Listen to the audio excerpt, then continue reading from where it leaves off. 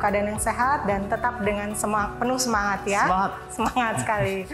Nah, Healthy People masih dalam suasana Hari Raya Idul Fitri. Kami dari Humas dan Promosi Kesehatan Rumah Sakit Harapan Bunda ingin mengucapkan selamat Idul Fitri, mohon maaf lahir dan batin.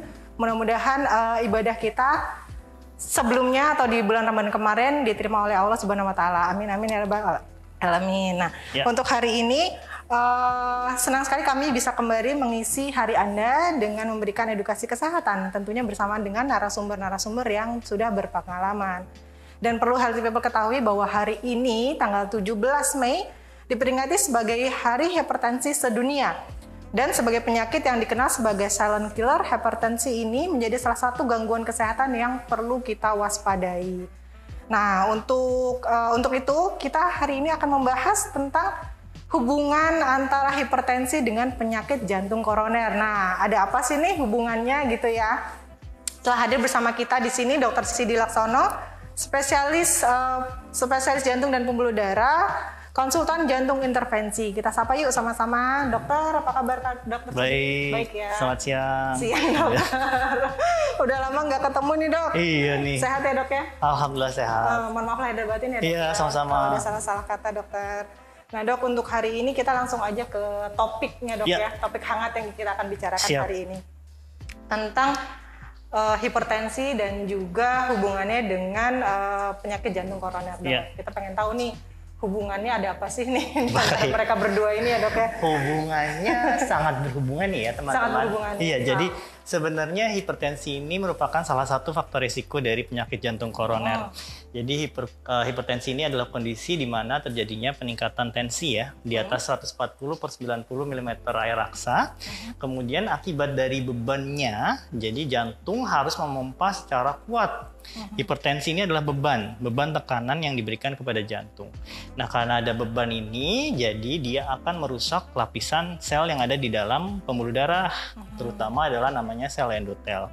Nah, makin lama kalau makin rusak, jadi sel endotel ini bisa mengalami kerusakan dan akhirnya terjadinya sumbatan. Jadi masuknya sel lemak juga ikutan ke dalam pembuluh darah koroner, sehingga dia menyebabkan penyakit jantung koroner yang merupakan salah satu faktor risiko dari hipertensi tersebut. Jadi ada faktor-faktor resiko lain dari penyakit jantung koroner, salah satunya adalah hipertensi, kemudian hiperkolesterolemia atau kolesterol tinggi, sakit gula, begitu. Jadi kita harus bisa mencegah hipertensi ini untuk tidak terjadinya penyakit jantung koroner, begitu. Jadi hubungannya sangat kuat ya dan berhubungan, begitu. Sangat-sangat berhubungan ya. Nah, benar. Karena si penyakit jantung koroner ini sendiri akibat dari tadi tekanan darah yang tidak terkendali. Iya, benar. Tekanan darah yang tinggi. Tekanan darah yang tinggi. Nah, bisa dikatakan seorang mengidap hipertensi dok, atau dia tegak diagnosa ini bapak atau ibu mengidap hipertensi. Nah, ini kategorinya apa aja sih dok? Jadi kalau hipertensi ini jadinya adanya tensi yang tinggi ya. Jadi untuk tensi awalnya dia stage yang pertama adalah lebih dari 140/90. Kemudian stage 2-nya adalah dia lebih dari 160/90. Nah, atau stage 3 itu lebih dari 180/100. Stage 3 ini disebut juga sebagai hipertensi urgensi atau emergensi. Jadi ini adalah keadaan kondisi yang kita harus menangani secara cepat begitu. Karena bisa menyebabkan kerusakan organ-organ tubuh. Begitu. Jadi kebanyakan sakit hipertensi ini tidak ada gejala, makanya sering disebut sebagai silent killer. Jadi dia diam, tiba-tiba kena stroke, diam, tiba-tiba kena penyakit jantung koroner, begitu. Kalau ciri-ciri kan kadang-kadang gini ya dok ya, pusing gitu dok, pusing tahu-tahu ternyata pas kelingan, kemudian setelah ditensi ternyata tensinya tinggi. Nah itu bisa menjadi salah satu ciri-cirinya nggak sih dok? Tadi kan dokter bilang tidak bergejala ya. Iya, memang sebenarnya gejalanya ini tidak bergejala ya sakit hipertensi. Jadi bahkan orang yang hipertensi lama pun tidak ada gejala sama sekali, seperti pusing ataupun muntah itu nggak ada. Tiba-tiba jatuh aja stroke. Nah, memang kita tidak tahu secara pasti gejala pastinya seperti apa. Nah, salah satu yang bisa kita ketahui ya kita harus evaluasi. Kita harus ke dokter atau ke klinik untuk dilakukan pengukuran tensi. Begitu. Dan sebagai awareness-nya sekarang kan hari hipertensi sedunia. Betul. Jadi kita harus bisa mengontrol tensi kita. Begitu. Baik. Yang harus diwaspadai dok, di usia berapa sih kita harus waspada terhadap tekanan darah kita dok atau tensi kita dok? Ya, jadi hipertensi ini biasanya terjadi pada usia tua ya, jadi di atas 50 tahun. Nah ini biasanya disebut sebagai hipertensi yang sekunder. Nah sekunder ini biasanya memang karena dia penuaan dini gitu, dan 90%-nya ini adalah hipertensi adalah jenisnya hipertensi primer. Hipertensi primer ini dia tidak diketahui sebabnya, jadi tiba-tiba aja langsung hipertensi atau hipertensi esensial. Nah, hipertensi sekunder ini biasanya terjadi pada usia tua juga, usia muda begitu. Jadi entah dia ada sumbatan dalam pembuluh darah di ginjalnya, kemudian entah itu ada gangguan hormonal, bisa terjadi hipertensi sekunder. Dan biasanya kalau hipertensi pada usia muda itu bisa diobati. Jadi tidak perlu obat yang lama, kita cukup obati penyebabnya, begitu. Nah, penyebabnya yang tadi dokter bilang untuk hipertensi yang yang tadi sekunder ya.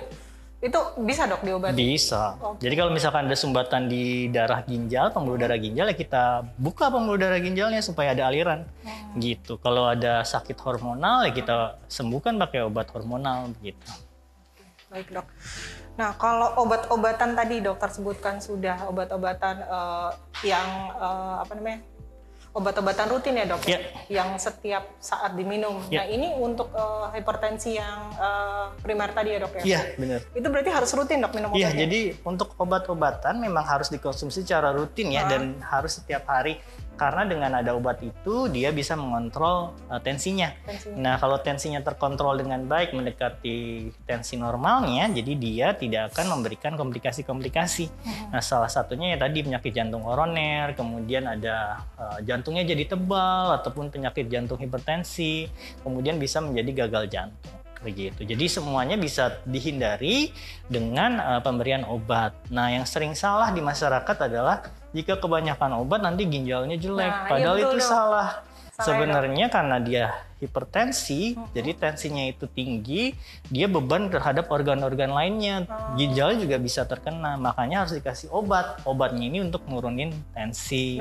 Jadinya sakit ginjalnya bisa hilang, bisa tertangani begitu. Bukan karena obatnya yang banyak jadi sakit ginjal, tapi karena dari hipertensinya udah lama, jadinya dia jadi sakit ginjal. Begitu. Baik dok. Nah, kalau obatnya itu nggak rutin dok diminum, dokter tadi sebutin setiap hari ya dok harusnya. Nah ini dia nggak setiap hari, entah lupa, entah kadang-kadang mungkin abai gitu ya dok ya, namanya manusia. Nah ini akibat jangka panjangnya apa dok? Selain dari akibat dari jangka panjangnya ya gagal jantung. Jadi dia nanti kegagalan jantung menjalankan fungsinya. Jadi dia akan cepat capek, ngos-ngosan, kaki bengkak karena jantungnya udah tidak kompensasi lagi untuk menjalankan fungsinya. Makanya kita selalu wanti-wanti kepada pasien-pasien untuk mengkonsumsi obat jantung secara rutin. Apalagi hipertensi, kemudian ataupun ada sakit gula. Jadi itu obat harus rutin diminum. Begitu. Baik. Nah, untuk kita agak flashback sedikit ya dok ya, untuk faktor-faktor yang meningkatkan risiko hipertensi ini dok. Ini faktor-faktor gaya hidup mungkin dok termasuk ya dok. Ini apa aja dok? Jadi faktor-faktor risiko untuk terjadinya hipertensi itu biasanya kegemukan. Jadi berat badan yang berlebihan, obesitas, kemudian makanan yang tidak oke, jadi makanan yang penuh kolesterol tinggi, yang bergaji atau yang berlemak-lemak ya biasanya, apalagi lebaran ya. Lebaran tuh makanya santannya luar biasa banyak, jadi itu bisa nimbun kalau kelamaan. Kemudian dia jarang olahraga, nah gitu, kalau jarang olahraga ya bisa seperti itu. Kemudian minum minuman keras, jadi alkohol itu bisa menaikkan tensi tinggi, merokok bisa menaikkan tensi tinggi, begitu. Sama yang manis-manis ya, jadi manis-manis harus dikurangin, begitu. Baik dok.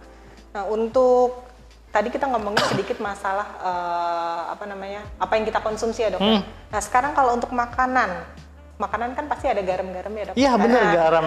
Iya. Nah ini kalau berlebihan gimana dok? Karena kan ada yang mengatakan gitu ya dok, kalau hipertensi kurangin aja garamnya atau nggak pakai garam sama sekali. Nah ini gimana dok? Iya benar itu. Jadi salah satu faktor risikonya juga kebanyakan makan garam. Makanya direkomendasikan dari perkumpulan adalah kita seharinya mengkonsumsi garam sekitar kurang dari 5 gram ya perharinya, atau kurang dari 1 sendok teh perharinya. Ada yang lebih ekstrim lagi, kurang dari 2/3 sendok teh. Jadi kita harus mengurangi garam karena kelebihan garam akan meningkatkan tensi gitu. Tapi nggak dihilangkan sama sekali ya dok? Enggak, ya? dikurangin saja. Kurangin aja. Kalau dihilangkan sama sekali? Nggak ada rasanya. Iya bisa lemas, nggak ada rasa juga. Pertama nggak ada rasa, kemudian lemas. Baik dok, nah ini berhubungan nggak sih dok kalau penggunaan garam tadi kan kalau untuk hipertensi ada hubungannya dok, dikurangin nilai garamnya. Tapi kalau untuk penyakit jantung, ini ada hubungannya nggak dok? Penyakit jantung kalau dengan garam? Ya karena kalau misalkan kita berlebihan makan garam ya pasti jadi hipertensi. Nah hipertensi kan faktor risiko terhadap penyakit jantung lainnya. Jadi ya kalau garamnya kita kurangin ya nanti hipertensinya akan terkurangin juga secara pastinya gitu. Baik, secara tidak langsung itu mempengaruhi ya dok? Iya benar. Baik. Kira-kira ada garam pengganti nggak sih dok? Nggak ada garamnya, garam apa aja asal. Karena waktu itu pernah dok sekedar sharing aja healthy people. Ayah saya pernah ya dok kemarin itu ada dikatakan hipertensi nih gejala-gejalanya gitu ya dok. 140 tensinya gitu. Nah, pernah ada yang bilang ganti aja garamnya dengan garam Himalaya itu ya. Garam buat hipertensi katanya waktu itu dok. Saya ganti dengan garam Himalaya sih, kemudian saya kasih sedikit aja gitu. Tapi sebenarnya kalau di panduan kami tidak ada yang spesifik seperti itu. Jadi kurangi saja konsumsi garamnya. Jadi yang lebih oke sih kurang dari 2/3 dari sendok teh. Sendok teh ya. Sendok teh kan kecil ya. Kalau sendok makan kegedean ya, jadi terlalu asin nanti. Baik, dengan bahan-bahan makanan gimana dok? Nggak ada yang perlu dipantang gitu untuk hipertensi? Bahan makanan seperti yang tadi dibilang, jadi kalau makanan yang berkolesterol tinggi ya, apalagi sekarang lebaran ya, santan dipanasin terus, itu kan jadi kolesterol yang lemaknya jenuh ya, tidak bisa dipecah, jadi itu nanti akan meningkatkan untuk risiko terjadinya hipertensi. Jadi pada dasarnya diet yang disarankan adalah diet tinggi serat, jadi banyak buah-buahan dan sayur-sayuran, kemudian kurangi gula dan kurangi garam. Gulanya ini kita seharinya kita batasi 4 sendok makan ya, gitu. Jadi atau 50 gram per hari. Kecuali dia ada sakit gula ya. Kalau ada sakit gula mungkin lebih kurang lagi, begitu. Nah, kenapa tadi garam dikurangin dok? Gula kenapa dikurangin juga? Iya, karena dia salah satunya akan meningkatkan tensi juga. Jadi kelebihannya jadi obesitas. Obesitas jadi faktor risikonya untuk terjadinya hipertensi. Begitu. Baik dok. Nah, tadi dokter sempat sebutin juga untuk hipertensi yang ada yang dapat disembuhkan ya dok. Nah, ini kalau obat-obatan yang sudah harus minum obat-obatan secara rutin dok. Iya. Ini bisa menyembuhkan nggak dok? Obat-obatan secara rutin tidak menyembuhkan ya, dia hanya mengontrol. Sama halnya juga kalau pasien-pasien terkena sakit gula. Jadi sakit gula itu tidak bisa sembuh ya teman-teman. Jadi kalau ada orang yang menyebutkan atau di klinik lain, klinik XXX bilang, oh hipertensi itu bisa disembuhkan atau gula bisa disembuhkan, itu salah ya. Jadi dia hanya bisa dikontrol. Jadi orang sakit gula atau diabetes itu dikontrol gulanya supaya tidak sampai tinggi. Begitu juga dengan hipertensi, dia harus dikontrol tensinya. Begitu. Oke, baik. Nah, healthy people, jika healthy people ada pertanyaan, silakan diberikan kepada kami atau disampaikan kepada kami. Nanti kami akan bantu untuk menanyakan ke Dokter Sidi, kita akan jawab satu persatu ya.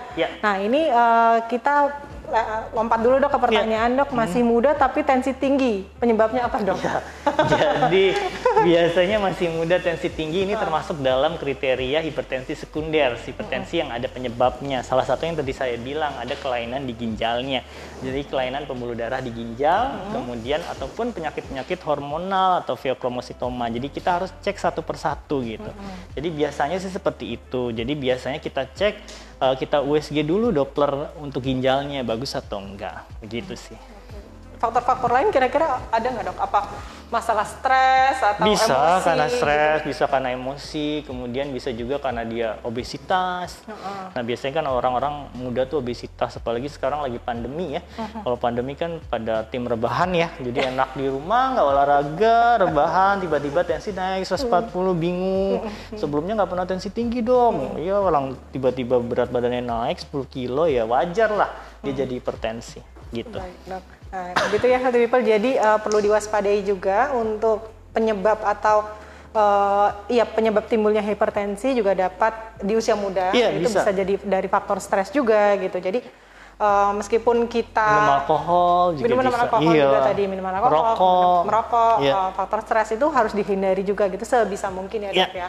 Ya kita tahu lah namanya juga mungkin bekerja, faktor stres juga tinggi gitu ya dok. Tapi kita harus gimana caranya harus bisa mengatur atau manage stresnya gitu. Nah untuk kembali lagi dok ke topik untuk hipertensi. Tadi dokter udah nyebutin mengakibatkan timbulnya penyakit jantung ya dok, atau berisiko terhadap munculnya penyakit jantung koroner. Nah, tapi bisa juga menyebabkan kerusakan di pembuluh darahnya ya dok? Iya benar. Oke, boleh dijelaskan kembali dok, kenapa bisa rusak di pembuluh darahnya dok? Rusaknya ini kan lapisan sel yang namanya endotel itu yang di bagian terdalam dari pembuluh darah itu rusak karena dari gesekan-gesekan. Jadi ada injury di endotel tersebut.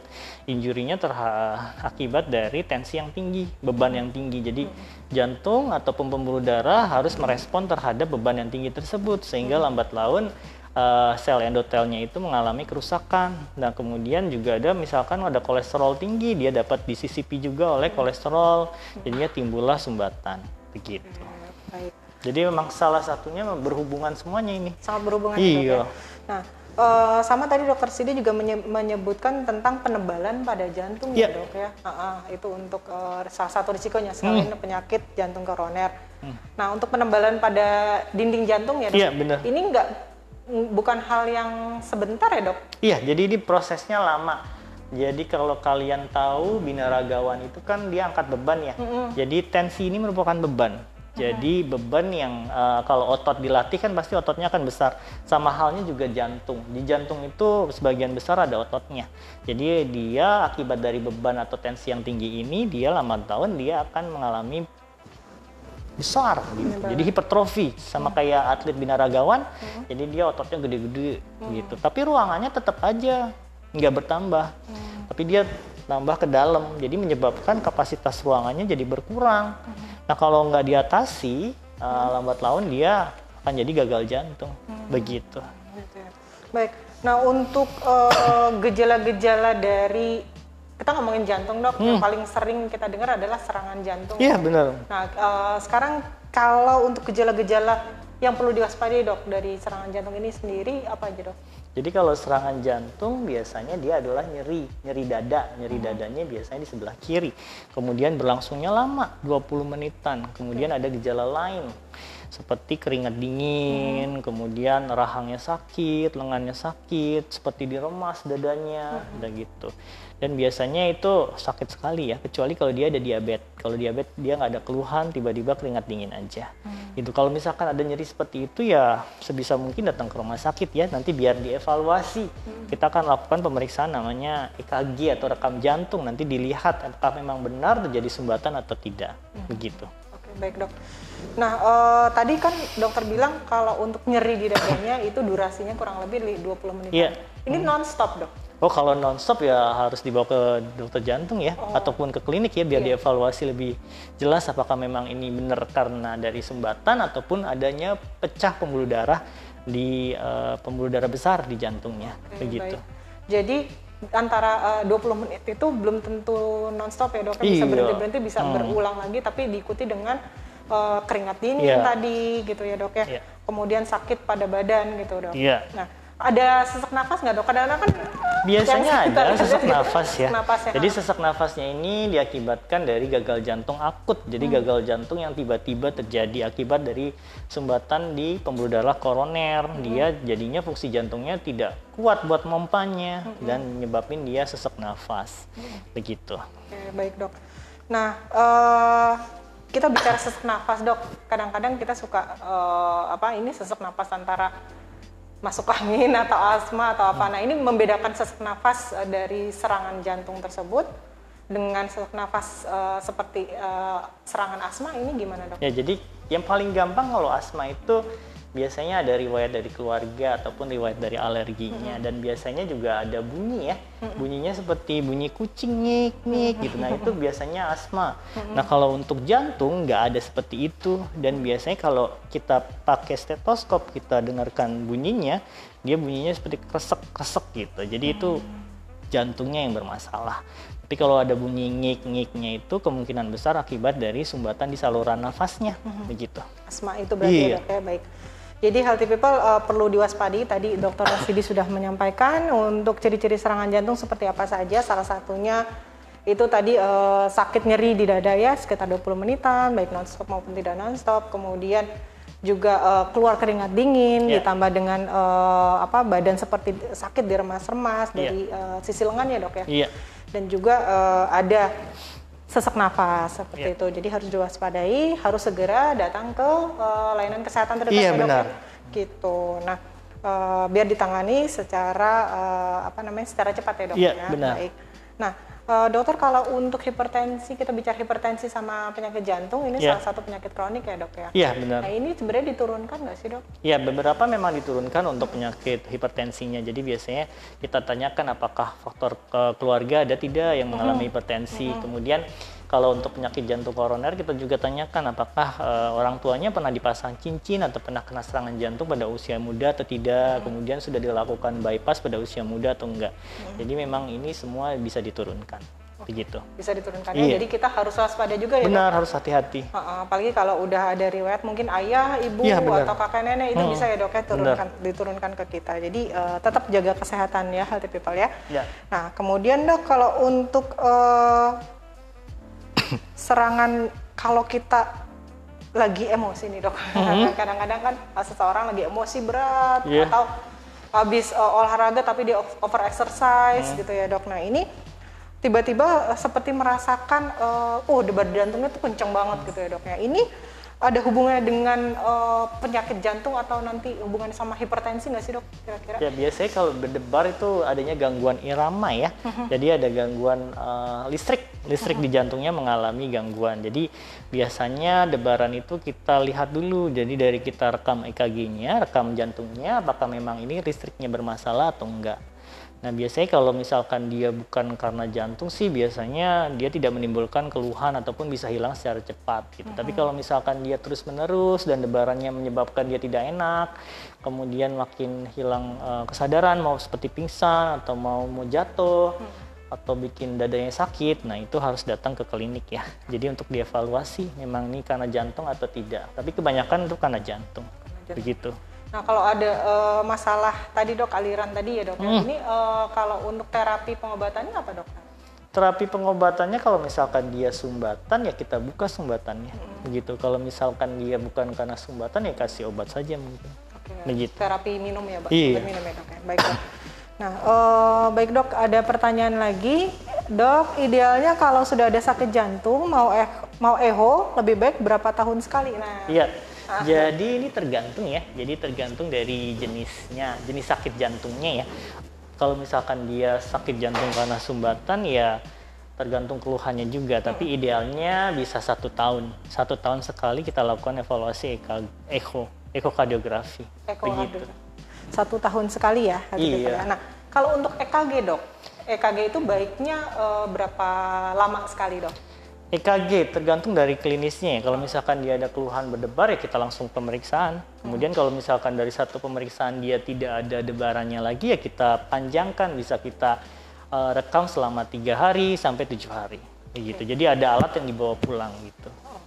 Tapi biasanya 24 jam sih direkamnya. Begitu. Tapi kalau rekaman 24 jam nggak nimbulin irama yang berarti, kita lanjutkan sampai bisa 3 hari, 7 hari begitu. Ada alatnya, jadi dipasang gitu. Baik dok. Kalau kita biasanya dok ada yang melakukan medical check up rutin ya dok ya gitu. Nah itu kan ada yang pemeriksaan untuk EKG juga. Misalnya kalau kita sudah ada seseorang sudah punya riwayat hipertensi atau penyakit jantung ya dok, dan kita melakukan medical check up secara rutin, baiknya berapa bulan sekali dok untuk setahun sekali biasanya. Setahun sekali. Ya. Nah kalau sudah punya riwayat penyakit jantung di keluarga, lebih baik yang ada EKG-nya itu loh, kan ada ya paketnya. Jadi nanti biasanya dari dokter keluarganya atau dokter di medical check up-nya nanti akan membaca hasil EKG-nya dan akan dikonsulkan ke dokter jantung. Nah misalkan dari EKG-nya misalkan mengindikasikan ada sumbatan ataupun mengindikasikan ada jantung tebal, biasanya akan dilakukan pemeriksaan evaluasi. Jadi entah itu dilakukan pemeriksaan treadmill, entah itu dilakukan pemeriksaan Holter ataupun pemeriksaan ekokardiografi. Begitu. Baik. Jadi tergantung dari case-nya. Baik. Nanti tergantung dari klinis selanjutnya berarti akan ada pemeriksaan lanjutan ya dok ya. Bener. Setelah EKG akan ada treadmill gitu ya, dok, kemudian nanti ekokardiografinya. Iya. Baik, ada pertanyaan lagi healthy people mungkin bisa disampaikan kepada kami biar nanti dibantu jawab oleh dokter Sidi. Gitu. Nah, baik dokter, ini untuk penutup dok karena nggak ada lagi yang nanya dokter. Untuk penutup, pesan dari dokter Sidi nih untuk menjaga agar tekanan darah dapat terjaga dengan baik, kemudian dan juga menjaga kesehatan jantung, apa nih dok buat healthy people di rumah? Jadi healthy people, jadi sebenarnya kita cukup gampang ya, jadi ada paradigma sehat ya. Jadi sehat itu bisa diterapkan pada semua jenis penyakit, salah satunya hipertensi ini. Jadi sehat S itu adalah seimbang gizi, jadi gizinya harus bagus, jadi kurangi yang asin, kurangi manis, gurih gitu. Kemudian yang E-nya adalah nyahkan stres kalau bisa, nah, gitu. Kemudian yang H-nya adalah tadi yang E-nya itu bisa nyahkan rokok, kemudian hanya hadapi stres, kemudian A-nya adalah awasi tekanan darah, kolesterol, kemudian dan tensinya juga. Kemudian yang T-nya adalah teratur berolahraga. Jadi dari paradigma sehat itu kita bisa mengontrol semuanya tuh. Jadi gak cuma hipertensi, semua bisa kena gitu. Jadi penyakit jantungnya juga bisa terhindari. Begitu. Baik. Terima kasih Dokter Sidi untuk pesan-pesan. Iya. Baik, mudah-mudahan healthy people dapat menangkap pesan dari Dokter Sidi di acara hari ini, yaitu untuk penyakit hipertensi sendiri. Sebenarnya kita kalau sudah terkena bisa kita manage dengan minum obat secara teratur, kemudian juga maintain stres, dan juga terutama dengan menjaga pola makan dan gaya hidup juga. Seperti itu dok ya? Benar. Baik, untuk jadwal praktek Dokter Sidi Laksono, spesialis jantung dan pembuluh darah, konsultan jantung intervensi, ada di hari Senin sampai dengan Jumat jam 10 sampai dengan jam 12 siang, kemudian berlanjut di jam 3 sampai dengan jam 5 sore, dan juga hari Sabtu di jam 10 sampai dengan jam 12 siang. Nah, untuk hari ini kita cukupi dulu edukasi yang kami berikan untuk hari ini. Mudah-mudahan bermanfaat buat kita semuanya, healthy people. Terima kasih Dokter Sidi atas waktu yang telah diberikan. Mudah-mudahan kita bisa ketemu lagi di lain waktu ya dok ya, dengan materi yang lain yang menarik juga tentunya. Baik, healthy people, demikian dari kami. Mudah-mudahan sekali lagi mudah-mudahan bermanfaat buat healthy people dan keluarga di rumah.